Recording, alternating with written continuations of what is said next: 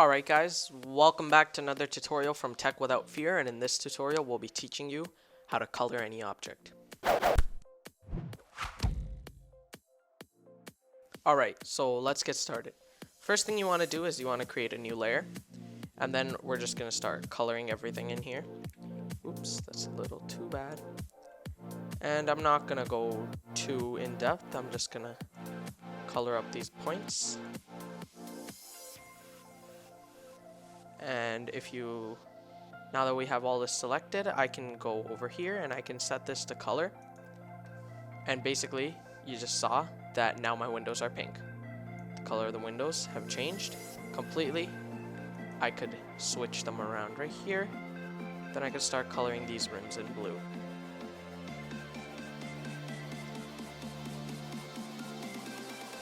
Technically, you'd want to not color the insides, but we're just trying to show you over here. Alright guys, so let's say I want to color in this whole car.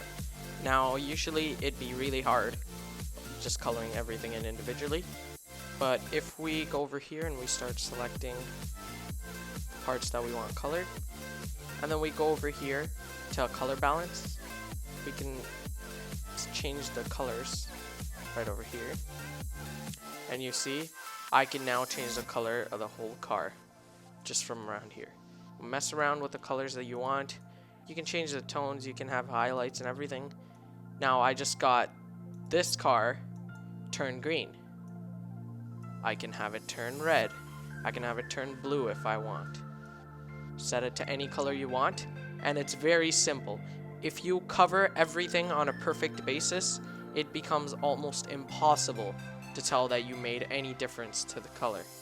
Look over here, we're down to pixel by pixel view. You can see that there's almost no difference. Now, let's say I didn't want the color to change so strong. Obviously, you could mess around in the color balance. You could change around the mask. You can change if it preserves the luminosity or not. But you can also reduce the opacity of your mask. So let's say you just wanted a slight blue tint. Now this also works if you're trying to change the hair color of someone. If you're basically trying to change anything in general. And in my opinion, this is a great way to change the color of something.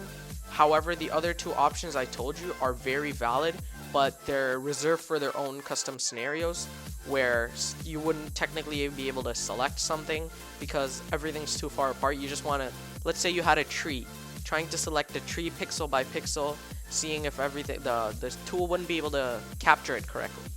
So what you can do instead is you can just start painting it in, and obviously you'll be able to paint in the smaller details. But for general tasks like this, you can just change the color. I want this to be completely different color than what it is. I want it to be red, so I can change it to red. I can start messing around with the colors over here, and basically you'll see that the colors are changed. Now this effect works its best when you don't have something of a very strong color. Like you see over here, I'm using this orange.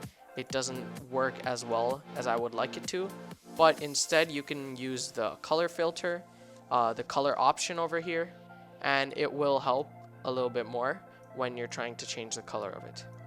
But usually if it's too strong of a color, you're not going to get the reserved effect that you want. And so you can see this one brings that effect much more stronger, because this is where you're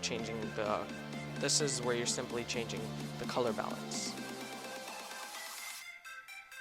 Another thing is that you can make specific sections of your image black and white. So if you were to click here and then you were going to go to brightness and contrast, you can also change around the brightness for what you want. But if you're trying to bring something into black and white, try to preserve the contrast and keep the brightness not too high, or else your black and white image will not look good.